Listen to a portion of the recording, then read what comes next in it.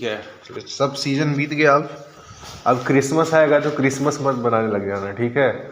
और new year में पता चला कि 1 जनवरी में फिर 1 जनवरी मना रहे हैं। है कि इस साल आपका बोर्ड ईयर है, 12th बोर्ड है।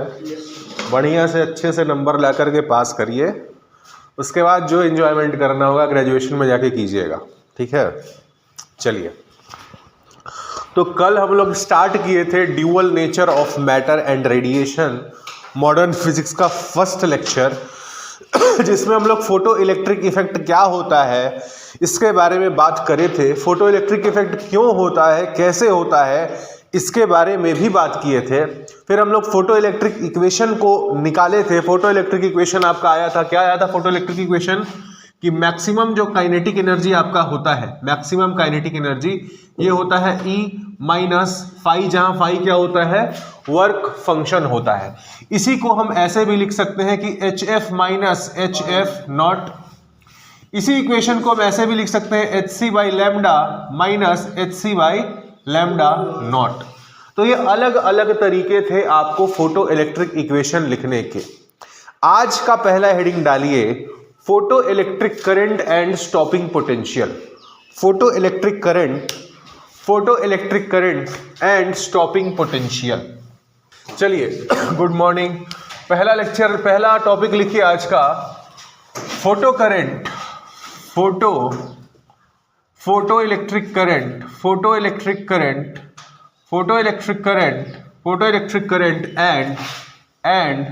And stopping potential. Photo electric current and stopping potential क्या होता है भैया, पहले हम लोग इसको समझते हैं। तो इसको समझने के लिए हमने क्या करा है कि एक एपरेटस डिजाइन करा है। एपरेटस क्या है हमारा, कि ये है हमारा एक वैक्यूम चैम्बर। क्या है, एक है हमारा ये एक वैक्यूम चैम्बर, ठीक है जी। वैक्यूम चैम्बर ले लिया हमने। इस वैक्यूम चैम्बर के एक एंड पर आपका लगा हुआ है कैथोड प्लेट, ठीक है। यहां पर लगा है कैथोड का प्लेट, और इसके दूसरे टर्मिनल पे लगा हुआ है आपका दूसरा प्लेट, जिसको हम बोलते हैं एनोड, ठीक है। ये हो गया आपका कैथोड, ये हो गया आपका कैथोड, और ये हो गया आपका एनोड, ठीक है जी। ये हो गया आपका एनोड। ये क्या है, ये है आपका वैक्यूम चैम्बर, ये है आपका वैक्यूम चैम्बर। इसको आपने कनेक्ट करा हुआ है एक बैटरी से, ठीक है। आपने इसको कनेक्ट करा हुआ है एक बैटरी से, और उसके बाद यहाँ पर आपका एक एमीटर भी लगा हुआ है, एमीटर A, और इस तरह से आपका सर्किट ये जो है कंप्लीट हो रहा है। यहाँ पर क्या है, बैटरी जो है, बैटरी के साथ एक रियोस्टैट भी आपने लगा रखा है। तो ये है आपका बैटरी एंड रियोस्टैट। ये क्या है आपका, ये है आपका एमीटर, ठीक है जी। अब हम क्या करेंगे, इस वैक्यूम चैम्बर में हमारा ये सारा एपरेटस बना करके रखा हुआ है। अगर हम यहां पर लाइट रे को इंसिडेंट करवाते हैं, सपोज करिए हमने यहां पर क्या करा, ये जो आपका गैप है, इस गैप से अगर हम लाइट रे को इंसिडेंट करवाएंगे, और अगर उसकी फ्रीक्वेंसी थ्रेशोल्ड फ्रीक्वेंसी से ज्यादा हुई तो क्या होगा, यहां पर इलेक्ट्रॉन्स एमिट होंगे, ठीक है। इलेक्ट्रॉन्स एमिट होंगे, और अगर उन इलेक्ट्रॉन्स के पास सफिशिएंट काइनेटिक एनर्जी रही, तो यहां से इलेक्ट्रॉन्स निकलेंगे, और चलते कहां तक पहुंचेंगे, चलते ये एनोड तक पहुंच जाएंगे। तो यहां पर क्या हो जाएगा, जब यहां से इलेक्ट्रॉन निकलेंगे तो यहां पर पॉजिटिव चार्ज डेवलप हो जाएगा, और यहां पर क्या हो जाएगा, क्योंकि यहां पर इलेक्ट्रॉन्स जा रहे हैं तो यहां पर नेगेटिव चार्ज डेवलप हो जाएगा। तो उसके बाद क्योंकि यहां पर इलेक्ट्रॉन्स की संख्या ज्यादा है, यहां पर इलेक्ट्रॉन्स की संख्या कम है, तो आपके सर्किट से क्या होगा, इलेक्ट्रॉन का फ्लो होना शुरू हो जाएगा।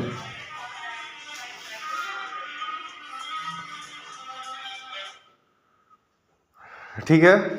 तो आपका क्या हुआ, जब फोटो इलेक्ट्रिक इफेक्ट की वजह से यहां से जब इलेक्ट्रॉन्स कैथोड से जब बाहर निकले, एनोड तक पहुंचे, तो यहां पर इलेक्ट्रॉन्स की संख्या में कमी हो गई, यहां पर इलेक्ट्रॉन्स की संख्या ज्यादा हो गई, तो आपके सर्किट से इलेक्ट्रॉन फ्लो करने लगेगा। और आपको पता है कि जब इलेक्ट्रॉन फ्लो करता है तो क्या बनाता है, करंट बनाता है। इसी करंट को हम क्या बोलते हैं, फोटो इलेक्ट्रिक करंट। तो लिख लीजिए, current developed due to flow of current developed due to flow of photoelectrons, current developed due to flow of photoelectrons is called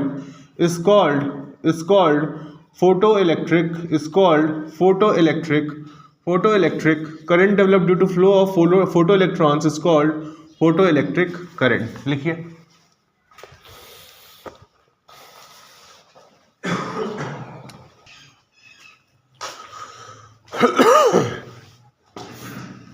हो गया, लिख लिए। चलिए जी, तो अभी तक आपने देखा कि अगर आपका ये सेटअप रहेगा और इसमें अगर आप लाइट रेडिएशंस को इंसिडेंट कराएंगे कैथोड प्लेट पर, तो यहां से इलेक्ट्रॉन्स निकलेंगे और इलेक्ट्रॉन्स के पास खुद की काइनेटिक एनर्जी अगर होगी तो वो यहां तक पहुंचेंगे और आपका सर्किट से क्या होगा, करंट फ्लो करना शुरू हो जाएगा। उसी करंट को हम क्या बोलेंगे, फोटो इलेक्ट्रिक करंट बोलेंगे। अब मेरे को एक बात बताओ कि भाई आपने यहां पर लाइट रेडिएशंस इंसिडेंट करवाया, इलेक्ट्रॉन्स निकले, अगर इलेक्ट्रॉन्स के पास सफिशिएंट काइनेटिक एनर्जी रही तो वो यहां तक पहुंच गए। बट अगर उनके पास सफिशिएंट काइनेटिक एनर्जी मान लीजिए नहीं रही, अगर मान लीजिए उतनी काइनेटिक एनर्जी नहीं रही, तो क्या होगा, कुछ दूर जाएंगे और जाकर कहीं पे रास्ते में रुक जाएंगे। इसी में कैथोड और एनोड के बीच में क्या हो जाएगा, वो जाकर के रुक जाएंगे। ऐसे बहुत सारे इलेक्ट्रॉन्स होंगे जो कि आपका यहां तक नहीं पहुंच पाएंगे, वो क्या होगा, यहीं पर रुक जाएंगे। तो अगर मान लीजिए आपने यहां पर लाइट रेडिएशन इंसिडेंट करवाया और पहली बार में कुछ इलेक्ट्रॉन्स यहां पर रुक गए, वो यहीं पर रुके हुए हैं, आगे नहीं बढ़ पा रहे हैं, तो उसके बाद जो अगले बैच में इलेक्ट्रॉन्स यहां से निकलेंगे और निकल के आगे बढ़ना चाहेंगे, उनको वो पुराने वाले इलेक्ट्रॉन्स जो यहां पर रुके हुए हैं वो क्या करेंगे, उनको रिपेल करेंगे कि नहीं करेंगे। निगेटिव चार्ज और निगेटिव चार्ज एक दूसरे को क्या करेगा, रिपेल करेगा। तो जो पहले यहां पर इलेक्ट्रॉन रुका हुआ था वो बाद में आने वाले इलेक्ट्रॉन्स को जो आगे बढ़ना चाहेगा उसको रिपेल करेगा ना। तो इसी को हम क्या बोलते हैं यहां पर इसी के चलते हम बोलते हैं कि यहां पर एक स्पेस चार्ज डेवलप हो गया है। क्या हो गया है, कैथोड और एनोड के बीच में एक स्पेस चार्ज डेवलप हो जाता है। क्यों डेवलप हो जाता है, जो इलेक्ट्रॉन्स यहां पर एक्यूमुलेट हो जाते हैं, कैथोड और एनोड के बीच में जो इलेक्ट्रॉन्स एक्यूमुलेट हो जाते हैं वो एक नेगेटिव चार्ज यहां पर बना देते हैं, जिसको हम लोग बोलते हैं स्पेस चार्ज। इस स्पेस चार्ज की वजह से इलेक्ट्रॉन्स का जो अगला बैच है जो आगे बढ़ना चाहता है, उनको आगे बढ़ने से वो रोकते हैं, मतलब फोटो इलेक्ट्रिक करंट को रोकते हैं। तो लिखिए स्पेस चार्ज। स्पेस चार्ज क्या होता है, space charge, the charge developed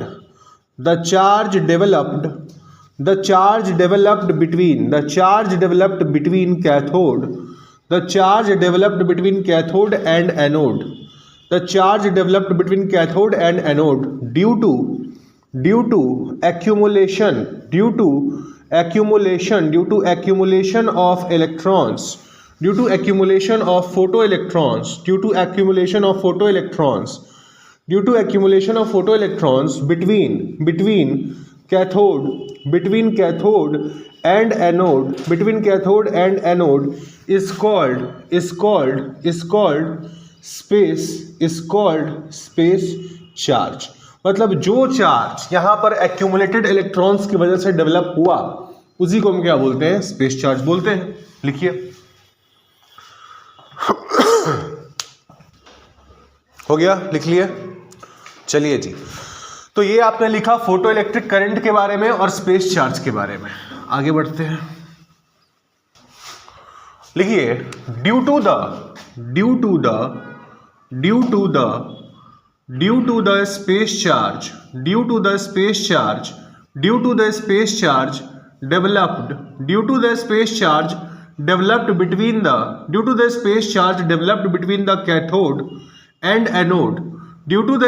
charge developed between the cathode and anode, the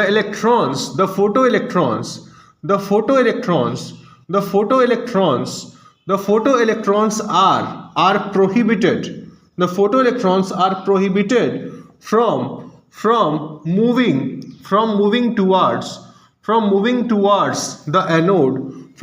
towards the anode, thus the photoelectric current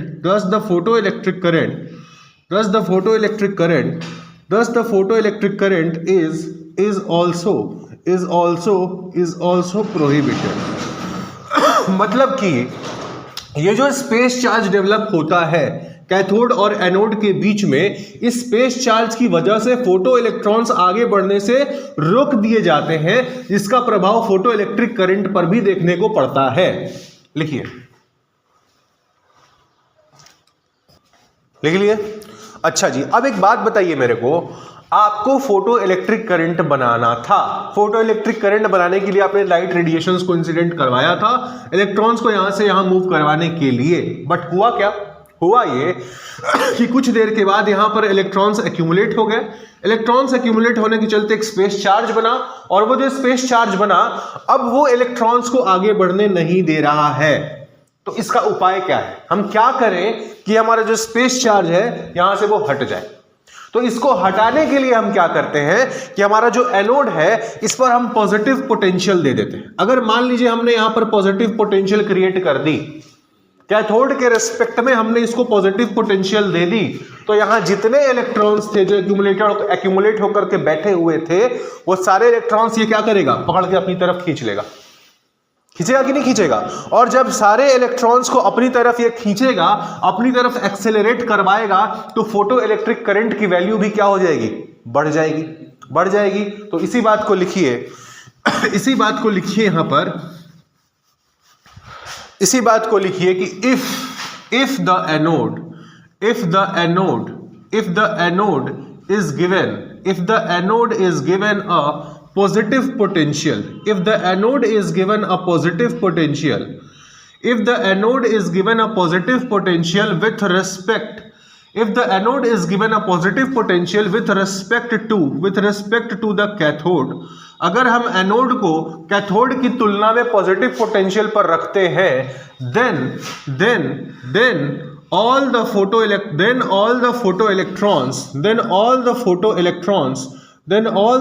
electrons are accelerated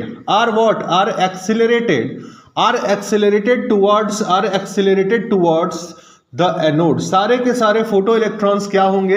anode की तरफ एक्सेलरेट करेंगे, due to which the value of photo electric current also increases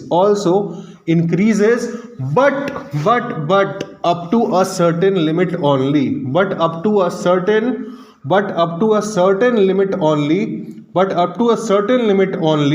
which is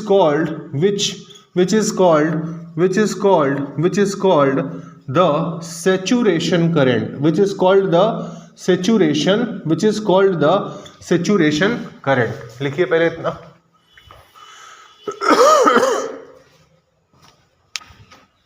लिख लिए? चलिए जी, तो आपने बोला कि सर जो कैथोड और एनोड के बीच में मेरा स्पेस चार्ज बन रहा था, उसको हटाने के लिए हम क्या करेंगे कि हमारे एनोड को हम कैथोड की तुलना में पॉजिटिव पोटेंशियल पे रखेंगे। अगर हम पॉजिटिव पोटेंशियल पे रखेंगे तो ये पॉजिटिव पोटेंशियल क्या करेगा? यहां जितने भी इलेक्ट्रॉन्स होंगे, जो भी फोटो इलेक्ट्रॉन्स यहां से निकलेंगे, सबको पकड़ के अपनी तरफ खींच लेगा, अपनी तरफ एक्सेलरेट करवा लेगा। और जब एक्सेलरेट करवाएगा तो एक्सेलरेट करवाने की वजह से फोटो इलेक्ट्रिक करंट का जो वैल्यू है वो बढ़ेगा। बट कब तक बढ़ेगा? क्या बढ़ते जाएगा? नहीं, एक सर्टेन लिमिट तक बढ़ेगा, और उसके बाद क्या है, वहां तक बढ़ने के बाद वो वहीं पे कांस्टेंट हो जाएगा। क्यों? एक बात बताइए, ये जो पॉजिटिव पोटेंशियल है ये कर क्या रहा है? यहां जो इलेक्ट्रॉन्स निकल रहे हैं उसको अपनी तरफ खींच रहा है, बट एक्स्ट्रा इलेक्ट्रॉन्स ये यहां से निकाल तो नहीं रहा है। एक्स्ट्रा इलेक्ट्रॉन्स तो नहीं निकाल रहा है ना। तो मान लीजिए कि यहां से जो भी इलेक्ट्रॉन्स निकले, अगर वो यहां तक पहुंच गए तो करंट का वैल्यू मैक्सिमम हो गया। अब उससे ज्यादा तो वो नहीं बढ़ा सकता है, क्योंकि इलेक्ट्रॉन से यहां से निकाल नहीं सकता है। तो ये जो आपका पॉजिटिव पोटेंशियल है एनोड पे, ये करंट को बढ़ा सकता है, फोटो इलेक्ट्रिक करंट को बढ़ा सकता है। बट कब तक बढ़ा सकता है? Only up to a certain limit, जिसको हम लोग क्या कहते हैं? Saturation current. आया समझ? कोई दिक्कत यहां तक नहीं होनी चाहिए, ठीक है। तो भैया देखो, आज का हमारा टॉपिक दो ठो था, एक था फोटो इलेक्ट्रिक करंट, दूसरा था stopping potential. Photo electric current आप समझ गए, क्या होता है फोटो इलेक्ट्रिक करंट? अगर हम यहाँ पर कैथोड पे लाइट रे इंसिडेंट करवाएंगे तो यहाँ से इलेक्ट्रॉन निकलेगा और यही इलेक्ट्रॉन क्या करता है, हमारा फोटो इलेक्ट्रिक करंट बनाता है। इसी फोटो इलेक्ट्रिक करंट को अगर मेरे को बढ़ाना है तो हम क्या करेंगे, हमारे एनोड को पॉजिटिव पोटेंशियल पे रख देंगे। अब आते हैं स्टॉपिंग पोटेंशियल पे। एक बात बताइए, जिस एनोड को हम पॉजिटिव चार्ज दे रहे हैं, अगर उस एनोड पे हम निगेटिव चार्ज मतलब निगेटिव पोटेंशियल पे अगर हम इसको रखते हैं, पहले हम क्या कर रहे थे, इसको पॉजिटिव पोटेंशियल पे रख रहे थे। अगर हम इस एनोड को अब निगेटिव पोटेंशियल पे रख दें, मतलब कैथोड की तुलना में अगर अब ये निगेटिव पोटेंशियल पे हो जाएगा, तो ये क्या करेगा, जो इलेक्ट्रॉन्स यहां से निकल के इसकी तरफ जाने की कोशिश करेंगे उनको अब ये क्या करेगा, उनको अब ये रोकेगा, उनको खुद की तरफ आने से ये रोकेगा। रोकेगा कि नहीं रोकेगा? ठीक है, तो इसी बात को लिखिए कि इफ अब देखो, अब यहां पर पहले पॉजिटिव आपका पोटेंशियल था, अब हम क्या करेंगे, एनोड को अब इस बार हम करेंगे क्या, कैथोड की तुलना में अब हमारे एनोड को हम निगेटिव पोटेंशियल पे रखेंगे। तो अगर मान लीजिए अब आप इसको निगेटिव पोटेंशियल पे रखेंगे तो क्या होगा,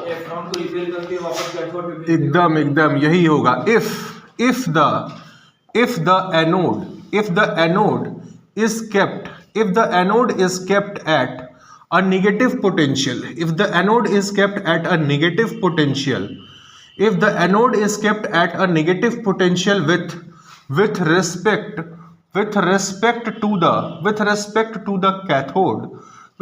to the cathode, then it starts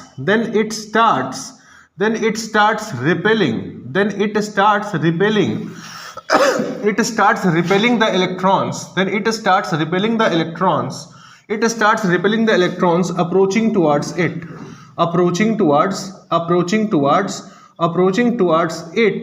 due to which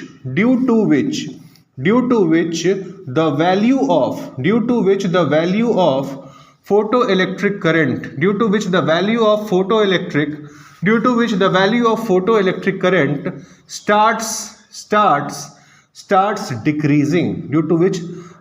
of photoelectric current starts decreasing, मतलब कि अगर हम हमारे एनोड को कैथोड की तुलना में निगेटिव पोटेंशियल पे रखेंगे तो ये इलेक्ट्रॉन्स को, जो इलेक्ट्रॉन्स इसकी तरफ आएंगे उन सारे इलेक्ट्रॉन्स को ये रिपेल करना शुरू कर देगा, जिसकी वजह से जो फोटो इलेक्ट्रिक करंट की वैल्यू होगी वो अब घटना शुरू हो जाएगी। ठीक है, लिखिए इतना हो गया। चलिए, तो अभी आपने क्या देखा, आपने देखा कि सर अगर हम हमारे एनोड को निगेटिव पोटेंशियल पे रखेंगे तो जो भी इलेक्ट्रॉन्स इसकी तरफ आने की कोशिश करेंगे उन सारे इलेक्ट्रॉन्स को ये खुद के पास आने से रोकेगा, जिसके चलते फोटो इलेक्ट्रिक करंट की वैल्यू घटना शुरू हो जाएगी। ठीक है, अब लिखिए कि स्टॉपिंग पोटेंशियल क्या होता है। The minimum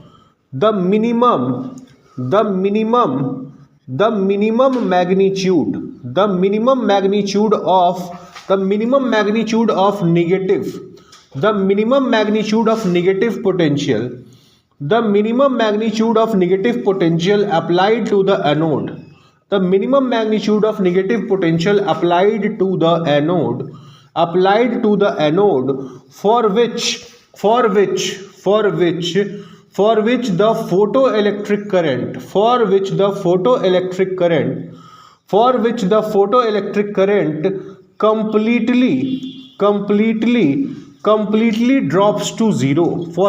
photoelectric current completely drops to zero, is called stopping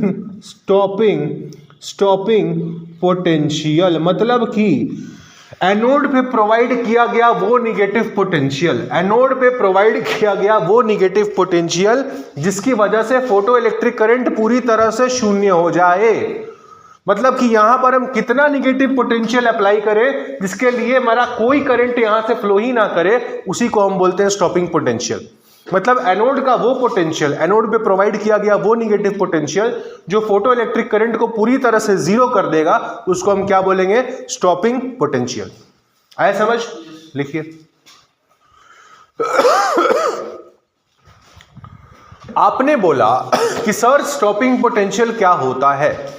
stopping potential negative potential का वो न्यूनतम वैल्यू होता है जिसके लिए आपका फोटो इलेक्ट्रिक करंट क्या हो जाएगा, शून्य हो जाएगा, जीरो हो जाएगा। तो एक बात बताइए, जब आप यहाँ पर स्टॉपिंग पोटेंशियल मान लीजिए आपने प्रोवाइड किया, मान लीजिए आपने यहाँ पर स्टॉपिंग पोटेंशियल प्रोवाइड कर दिया, तो यहाँ से जो इलेक्ट्रॉन्स आते हैं जिनके पास आते वक्त काइनेटिक एनर्जी होती है, वो सारी की सारी काइनेटिक एनर्जी कौन खा जाएगा? वो सारी की सारी काइनेटिक एनर्जी नेगेटिव पोटेंशियल खा जाएगा। मतलब कि जब आप when stopping potential is provided, when stopping potential is provided on the anode, when stopping potential is provided on the anode, then the kinetic energy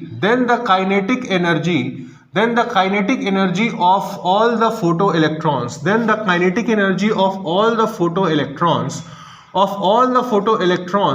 will be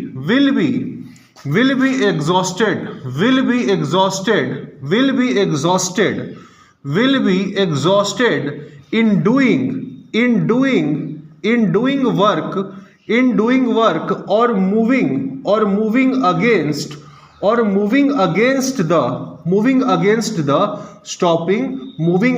the stopping potential. मतलब कि जब आप यहां पर स्टॉपिंग पोटेंशियल देंगे तो क्या होगा? इलेक्ट्रॉन्स के पास जो भी काइनेटिक एनर्जी होगी, जिस काइनेटिक एनर्जी को यहां पर लेके आना चाहेंगे, वो सारी की सारी काइनेटिक एनर्जी इस पोटेंशियल के अगेंस्ट मूव करने में खत्म हो जाएगी। मान लीजिए कि इलेक्ट्रॉन यहां से आ रहा है कुछ काइनेटिक एनर्जी लेकर के, ये भाई साहब क्या करेंगे? उसको रिपेल करेंगे। इस पर भी नेगेटिव चार्ज, इलेक्ट्रॉन पर भी नेगेटिव चार्ज, तो ये क्या करेगा? इलेक्ट्रॉन को रिपेल करेगा। तो सारा काइनेटिक एनर्जी इस नेगेटिव पोटेंशियल के अगेंस्ट मूव करने में खत्म हो जाएगी। होगी कि नहीं होगी? मान लीजिए आप आ रहे हैं यहां से 100 जूल एनर्जी लेकर के, आप दौड़ करके आ रहे हैं, ठीक है। यहां पर कोई व्यक्ति बैठा है जो आपको रोक रहा है, तो आपकी सारी काइनेटिक एनर्जी कौन खा जाएगा? जो व्यक्ति यहां पर रुकने को बैठा है वो खा जाएगा। तो जो भी काइनेटिक एनर्जी आपके पास थी, मान लीजिए आप मैक्सिमम काइनेटिक एनर्जी के साथ आ रहे थे एनोड की तरफ, ये सारी काइनेटिक एनर्जी कहां चली जाएगी? ये चली जाएगी work done against the stopping potential. Stopping potential के अगेंस्ट मूव करने में, मतलब स्टॉपिंग पोटेंशियल के अगेंस्ट वर्क करने में, ये सारी काइनेटिक एनर्जी आपकी खत्म हो जाएगी। ठीक है। अब आपने इलेक्ट्रोस्टैट्स में पढ़ा होता है कि जो आपका पोटेंशियल होता है वो क्या होता है? Work done per unit charge होता है। इलेक्ट्रोस्टैट्स में पढ़ा था V is equal to W by Q. तो यहां से हम वर्क डन निकाल सकते हैं। Work W is equal to क्या? Q into V। यहां पर Q क्या होता है? चार्ज। और इलेक्ट्रॉन पे जो चार्ज होता है उसको हम दिखाते हैं किससे? उसको हम दिखाते हैं E इंटू V से। तो यहां पर हम क्या लिख सकते हैं कि जो हमारा kinetic energy, maximum kinetic energy है वो क्या है? वर्क डन मतलब Q इंटू V के बराबर, मतलब E इंटू V के बराबर। तो आपका जो स्टॉपिंग पोटेंशियल है V0, मान लो इसको स्टॉपिंग पोटेंशियल को आप V0 से रिप्रेजेंट कर रहे हो, ठीक है। तो आपका स्टॉपिंग पोटेंशियल V0 का वैल्यू क्या आ गया? Maximum kinetic energy divided by charge on an electron. लिखिए यहां तक। यहां पर E क्या है? E है आपका चार्ज ऑन एन इलेक्ट्रॉन।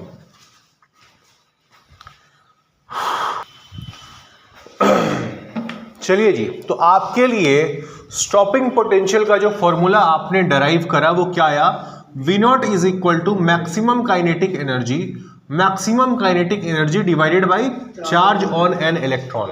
अब कल फोटो इलेक्ट्रिक इक्वेशन जब हम लोग पढ़े थे तो हमने मैक्सिमम काइनेटिक एनर्जी का 2-3 इक्वेशन लिखा था। पहला इक्वेशन क्या था कि मैक्सिमम काइनेटिक एनर्जी जो होता है वो कितना होता है? ये होता है आपका E माइनस फाई, पहला इक्वेशन था। दूसरा इक्वेशन आपका था कि मैक्सिमम काइनेटिक एनर्जी जो आपका होता है, इसी को हम लिख देते हैं HF माइनस HF नॉट, ठीक है। इसी मैक्सिमम काइनेटिक एनर्जी को हमने कल इस तरह से भी लिखा था कि maximum kinetic energy is equal to HC by lambda minus HC by lambda naught. तो आपके पास मैक्सिमम काइनेटिक एनर्जी के 3 इक्वेशन है, इक्वेशन 1, इक्वेशन 2 और इक्वेशन 3। अगर इन तीनों इक्वेशन को बारी बारी से आप यहां पर पुट कर देंगे तो आपके पास स्टॉपिंग पोटेंशियल के भी 3 इक्वेशन आ जाएंगे कि नहीं आ जाएंगे? कर दीजिए पुट। तो आपका स्टॉपिंग पोटेंशियल का जो पहला फॉर्मूला जो इस वाले फॉर्मूले से आया वो क्या आया, V naught is equal to E minus phi divided by charge on electron, यानी कि E divided by small e minus phi divided by small e। ये हो गया आपका पहला इक्वेशन जिसमें आपका वर्क फंक्शन फाई है, ठीक है। दूसरा आपका क्या हो जाएगा, V naught is equal to हो जाएगा आपका HF minus HF naught divided by E, मतलब कि HF by E minus HF naught by E। क्या आपका कौन सा है, stopping potential in terms of threshold frequency. और तीसरा जो है आपका stopping potential is equal to HC by lambda into E minus HC by lambda naught into E। ये कौन सा इक्वेशन है, ये इक्वेशन है आपका stopping potential in terms of threshold wavelength. लिख लीजिए।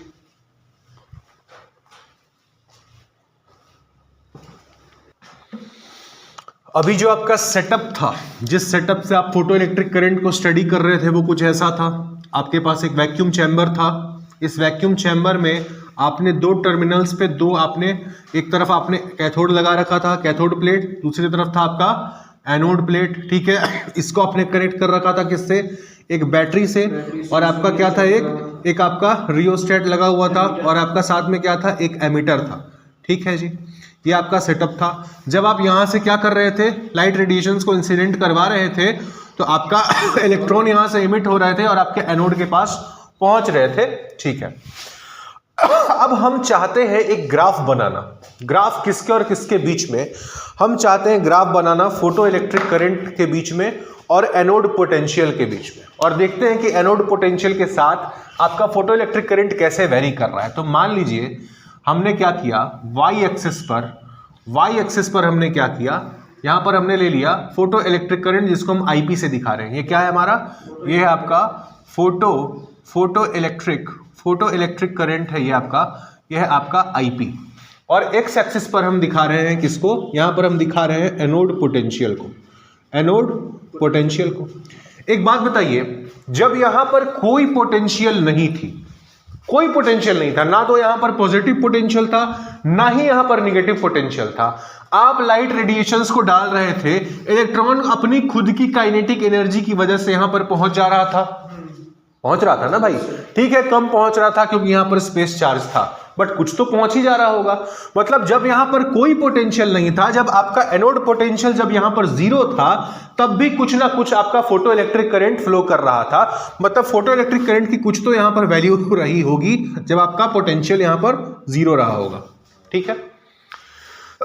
उसके बाद जब आपने जीरो से जहां पर पोटेंशियल बढ़ाना शुरू किया होगा, जब आपने पॉजिटिव करना शुरू किया होगा, जब आपने एनोड पोटेंशियल को पॉजिटिव करना जीरो से बढ़ा करके 0, 1, 2, 3, 4 पॉजिटिव साइड में जब आपने इंक्रीज किया होगा, तो क्या हुआ होगा, ये इलेक्ट्रॉन यहां से खींचना शुरू किया होगा।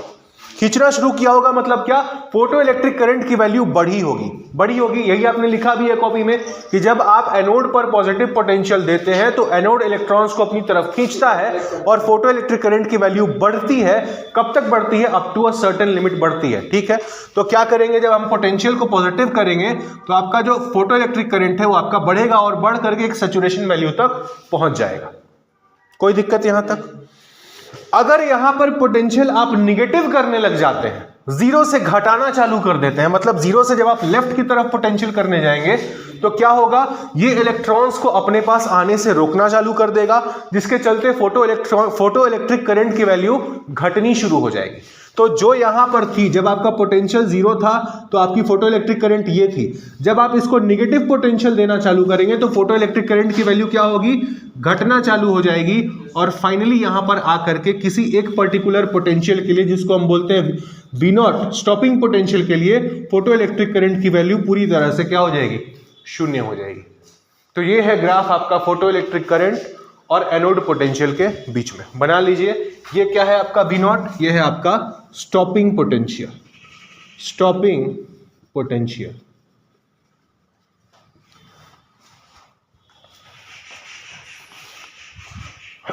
ये करंट कौन सा है, ये है आपका saturation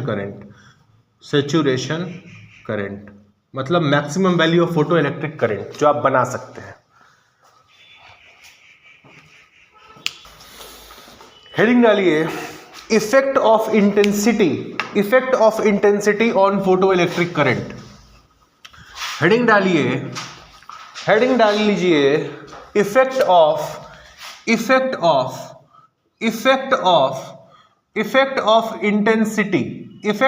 intensity on photo electric effect of intensity on photo electric current. चलो भाई मतलब हमको समझना है कि अगर हम लाइट की इंटेंसिटी को बढ़ाते हैं या घटाते हैं तो उसका फोटो इलेक्ट्रिक करंट पर क्या प्रभाव पड़ेगा। एक बात बताइए, कल जब हमने आपको फोटोन के बारे में 7 पॉइंट्स लिखवाए थे तो जो आखिरी पॉइंट था, जो 7वां पॉइंट था, जो हमने आपको बोला भी था, इस बात को बहुत ध्यान से याद रखिएगा। वो पॉइंट क्या था कि जब आप लाइट की इंटेंसिटी बढ़ाते हैं तो फोटॉन्स की संख्या बढ़ जाती है मगर फोटॉन्स की एनर्जी उतनी ही रहती है, यही लिखवाया था। तो मान लीजिए यह है आपका पहला केस जहां पर आपकी इंटेंसिटी मान लेते हैं आई थी।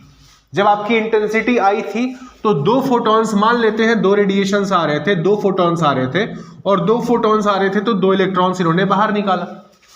ठीक है, यहां से आपने इंटेंसिटी बढ़ा करके आई डैश कर दिया तो फोटॉन्स की संख्या बढ़ गई।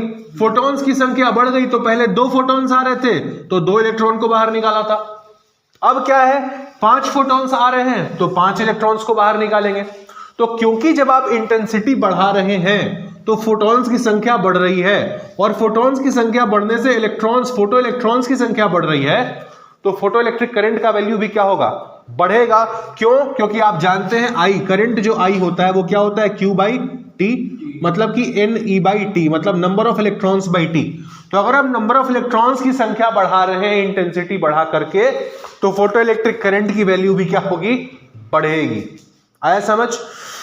तो पहला कंक्लूजन यहां से हमको मिला कि अगर हम इंटेंसिटी बढ़ा रहे हैं, इंटेंसिटी आई बढ़ा रहे हैं तो जो फोटो इलेक्ट्रिक करंट आईपी है वो भी क्या होगा, बढ़ेगा। पहला हमको ये कंक्लूजन मिला। दूसरा, आपने बोला था कि सर हम इंटेंसिटी बढ़ाते हैं तो फोटॉन्स की तो संख्या बढ़ जाती है मगर फोटॉन्स की एनर्जी नहीं बढ़ती है। तो मतलब क्या है कि अगर पहले 2 फोटॉन्स आ रहे थे और 2 इलेक्ट्रॉन्स निकाल रहे थे तो जो एनर्जी इन दोनों इलेक्ट्रॉन्स की थी वही एनर्जी यहां पर जो 5 इलेक्ट्रॉन्स निकले उनकी भी होगी। इलेक्ट्रॉन्स की एनर्जी में कोई इजाफा नहीं हुआ होगा। अगर यहां पर इलेक्ट्रॉन्स ई एनर्जी के साथ बाहर आया होगा तो यहां पर भी जो भी इलेक्ट्रॉन बाहर आएगा वो ई एनर्जी के साथ ही बाहर आएगा, उसकी एनर्जी नहीं बढ़ेगी। तो मतलब अगर इन 2 इलेक्ट्रॉन्स को आप रोकने के लिए V0 स्टॉपिंग पोटेंशियल लगा रहे थे तो इन 5 इलेक्ट्रॉन्स को भी रोकने के लिए आप कितना पोटेंशियल लगाओगे, V0 ही लगाओगे। क्यों? क्योंकि इसकी एनर्जी तो नहीं बढ़ी ना भाई। मान लो हम बोल रहे हैं कि यहां पर 2 बच्चे हैं, दोनों दौड़ करके इधर की तरफ आ रहे हैं और मेरे को दोनों को रोकना है। रोकने के लिए हमने V0 पोटेंशियल लगाया है। यहां पर हमने क्या किए, 5 बच्चे कर दिए, लेकिन सबकी एनर्जी वही है। वो बच्चे अभी भी दौड़ के 5 बच्चे आ रहे हैं, उतनी ही एनर्जी से आ रहे हैं। तो हम क्या करेंगे, सेम पोटेंशियल लगाएंगे, वो 5 रुक जाएंगे। समझ रहे हो ना? तो स्टॉपिंग पोटेंशियल पे कोई फर्क नहीं पड़ता है। क्यों? क्योंकि आपके इलेक्ट्रॉन्स की एनर्जी पर कोई फर्क नहीं पड़ता है। जब आप इंटेंसिटी बढ़ाते हैं तो फोटो इलेक्ट्रॉन्स की संख्या बढ़ती है तो फोटो इलेक्ट्रिक करंट भी बढ़ता है, मगर क्योंकि एनर्जी ऑफ फोटोन सेम रहता है तो एनर्जी ऑफ एमिटेड इलेक्ट्रॉन भी सेम रहता है। इसलिए उसको रोकने के लिए जो आप पहले स्टॉपिंग पोटेंशियल दे रहे थे अभी भी आपको उतना ही स्टॉपिंग पोटेंशियल देना होगा। मतलब दूसरा जो आपका कंक्लूजन आ रहा है वो है कि आपका V0 stopping potential remains same. Stopping potential remains same. इसी को आप अगर ग्राफ पे ड्रॉ करेंगे तो कैसा दिखेगा आपको, मान लो ये है आपका फोटो इलेक्ट्रिक करंट IP, ये है आपका एनोड पोटेंशियल, यहां पर है आपका एनोड पोटेंशियल जो ग्राफ अभी हमने बनाया था। ये ग्राफ कैसा आया था, ये ग्राफ कुछ ऐसा आया था, ऐसा आया था ग्राफ। ये आपका यहां पर ये था आपका सैचुरेशन करंट, ठीक है। ये तब था जब आपकी इंटेंसिटी आई थी। अगर आप इंटेंसिटी बढ़ा देंगे तो ग्राफ कैसा होगा, ऐसा कुछ होगा। देखिए फोटो इलेक्ट्रिक करंट की मतलब जो आपका फोटो इलेक्ट्रिक करंट का वैल्यू है वो बढ़ गया। ये आपका किसके लिए था, आई इंटेंसिटी के लिए था। यहां पर आपका इंटेंसिटी था, ये आपका इंटेंसिटी था आई, यहां पर आपका इंटेंसिटी क्या है, ये आपका इंटेंसिटी क्या है आई डैश, और आई डैश जो है वो आपका आई से बड़ा है। इसकी वजह से जो इसके लिए फोटो इलेक्ट्रिक करंट होगा, इसके लिए फोटो इलेक्ट्रिक करंट ज्यादा होगा, फोटो इलेक्ट्रिक करंट की वैल्यू बढ़ गई, लेकिन स्टॉपिंग पोटेंशियल दोनों के लिए क्या अभी भी सेम है। आया समझ? बना लीजिए इसको। सेंटेंस में अगर आप लिखना चाहते हैं वो भी लिखवा देते हैं, पहले इसको बना लीजिए। इसी बात को आप अपने सामने कॉपी में नोट्स में सेंटेंस में भी लिख लो कि अगर भूल जाओ तो आपको याद रहे। लिखिए, if the intensity of light radiations is increased, then the number of photons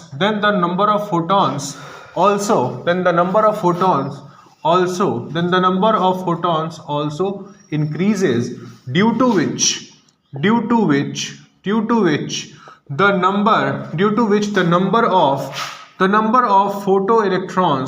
the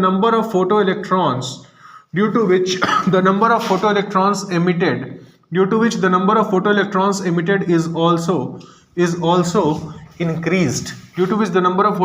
emitted is also increased, resulting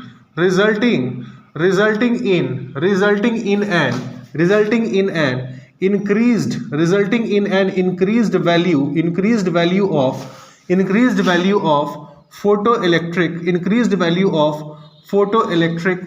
value of photoelectric current. But since the energy of photons remains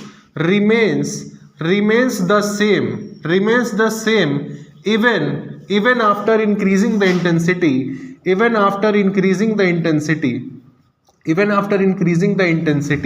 but since the energy of photons remains the same even after increasing the intensity, hence the energy of photoelectrons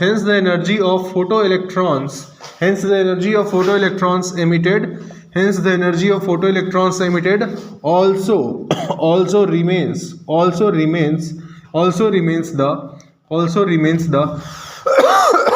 remains the same,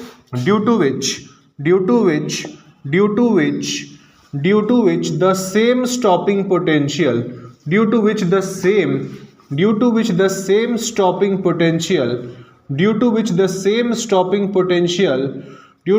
same stopping potential is required to stop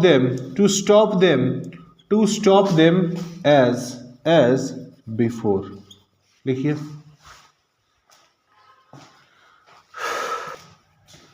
हो गया।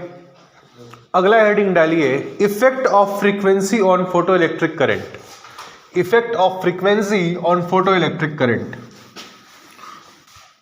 चलिए जी, अब हम लोग पढ़ेंगे आज का last topic कि इफेक्ट ऑफ फ्रीक्वेंसी। पहले हम क्या पढ़े कि अगर हम इंटेंसिटी लाइट का बढ़ाएंगे तो उसका फोटो इलेक्ट्रिक करंट पे क्या प्रभाव पड़ेगा, हमने देखा। अब हम देखेंगे कि अगर हम लाइट की इंटेंसिटी ना बढ़ा करके उसकी फ्रीक्वेंसी बढ़ा दें तो उसका फोटो इलेक्ट्रिक करंट पे क्या प्रभाव पड़ेगा। एक बात बताइए, जब आप इंटेंसिटी बढ़ा रहे थे तो नंबर ऑफ फोटॉन्स की संख्या बढ़ रही थी, उनका एनर्जी सेम रह रहा था, ठीक है। जब आप फ्रीक्वेंसी बढ़ाते हैं ना तो नंबर ऑफ फोटॉन्स सेम रहते हैं, इसमें नंबर ऑफ फोटॉन्स नहीं बढ़ेंगे, नंबर ऑफ फोटॉन्स सेम रहते हैं। आपको पता है कि एनर्जी ऑफ फोटॉन क्या होती है, H इंटू एफ, कल हमने देखा था H इंटू एफ। तो अगर आप फ्रीक्वेंसी बढ़ा रहे हैं, अगर आप F की वैल्यू बढ़ा रहे हैं तो एनर्जी की वैल्यू क्या होगी, बढ़ जाएगी। मतलब अब जब आप लाइट की फ्रीक्वेंसी बढ़ाते हैं तो फोटॉन्स तो सेम एमिट होंगे। पहले भी अगर 2 फोटॉन्स आ रहे थे तो अब भी 2 ही फोटॉन्स आएंगे, लेकिन पहले जो फोटॉन्स की एनर्जी हो रही थी, पहले जो फोटॉन्स की एनर्जी आ रही थी, अब उनसे कहीं ज्यादा एनर्जी उनके पास होगी क्योंकि आपने फ्रीक्वेंसी को बढ़ा दिया है। तो पहले अगर आपके इलेक्ट्रॉन्स, पहले मान लीजिए 2 इलेक्ट्रॉन्स निकल रहे थे, इनके पास कुछ एनर्जी ई होती होगी। अब जो वही इलेक्ट्रॉन्स निकलेंगे, अब जो वही दोनों नंबर ऑफ इलेक्ट्रॉन्स अब भी 2 ही रहेंगे, इलेक्ट्रॉन्स की संख्या में बढ़ोतरी नहीं होगी। फर्क क्या पड़ेगा कि पहले इन इलेक्ट्रॉन्स के पास जो एनर्जी हो रही थी, अब इन इलेक्ट्रॉन्स के पास ज्यादा एनर्जी होगी। आया बात समझ में? तो एक बात बताओ, अगर आपको यहां से पहला चीज क्या कंक्लूजन मिल रहा है? पहला कि नंबर ऑफ इलेक्ट्रॉन्स मतलब number of photo electrons remains same. Number of photo electrons remains same. पहला तो आपको ये कंक्लूजन मिल रहा है कि अगर आप इंटेंसिटी बढ़ाएंगे तो नंबर ऑफ फोटॉन्स की संख्या नहीं बढ़ेगी, और क्योंकि नंबर ऑफ फोटॉन्स की संख्या नहीं बढ़ेगी तो नंबर ऑफ फोटो इलेक्ट्रॉन्स की संख्या नहीं बढ़ेगी, जिसके चलते जो आपका करंट क्या होता है? NE/T। जब नंबर ऑफ इलेक्ट्रॉन्स की संख्या नहीं बढ़ रही है तो आपका करंट भी क्या होगा? सेम होगा। मतलब photo electric current IP remains same. मतलब इंटेंसिटी बढ़ाने से फोटो इलेक्ट्रिक करंट नहीं बढ़ता है, पहला कंक्लूजन। दूसरा, आपने बोला कि सर अगर आप फ्रीक्वेंसी बढ़ाते हैं तो इलेक्ट्रॉन्स तो अब भी 2 ही बाहर आएंगे अगर पहले 2 आ रहे थे, मगर अब जो इलेक्ट्रॉन्स बाहर आएंगे उनकी एनर्जी ज्यादा होगी। तो एक बात बताओ, अगर हमको पहले स्टॉपिंग पोटेंशियल V0 लगाना पड़ रहा था, तो अब जो हम स्टॉपिंग पोटेंशियल V0 लगाएंगे वो क्या पहले वाले से क्या होगा? पहले वाले से आपका V0 बड़ा होना चाहिए अगर आपको रोकना है तो। क्यों? क्योंकि इन इलेक्ट्रॉन्स के पास एनर्जी ज्यादा है, तो इनको रोकने के लिए आपको स्टॉपिंग पोटेंशियल ज्यादा लगाना पड़ेगा। मतलब कि स्टॉपिंग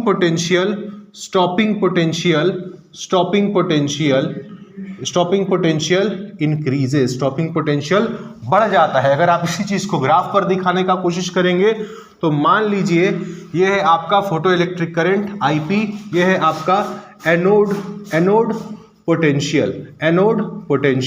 कैसा होता है इनके बीच में ग्राफ? इनके बीच का ग्राफ कुछ इस प्रकार का होता है। ये था किसके लिए? जब आपकी फ्रीक्वेंसी मान लेते हैं आपकी F थी। अगर आप फ्रीक्वेंसी बढ़ाएंगे तो फोटो इलेक्ट्रिक करंट नहीं बढ़ेगा, जो पहले था अब भी उतना ही रहेगा।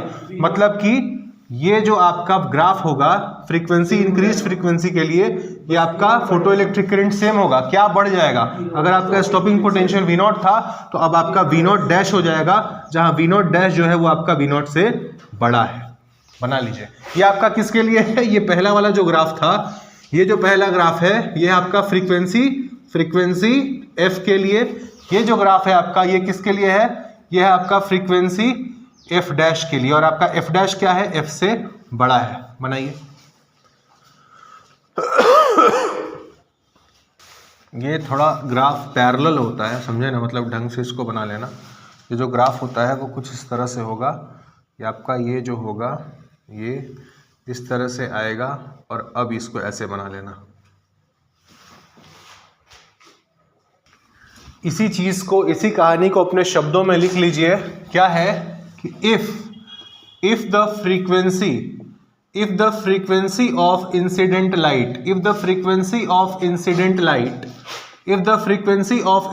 light is increased, the number of photons still remains the same. Still remains the same, due to which the number of photoelectrons emitted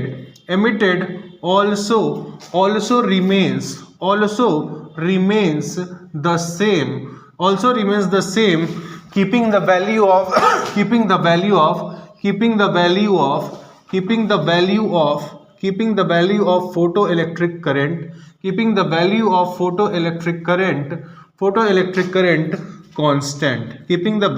photoelectric current constant.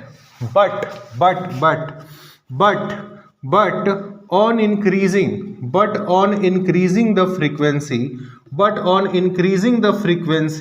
the energy of photons increases, thus increasing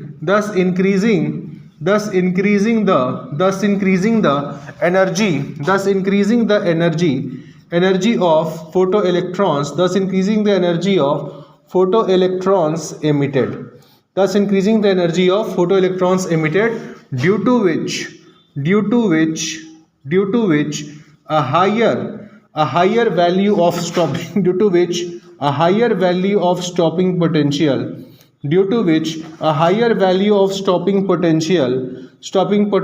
is required to stop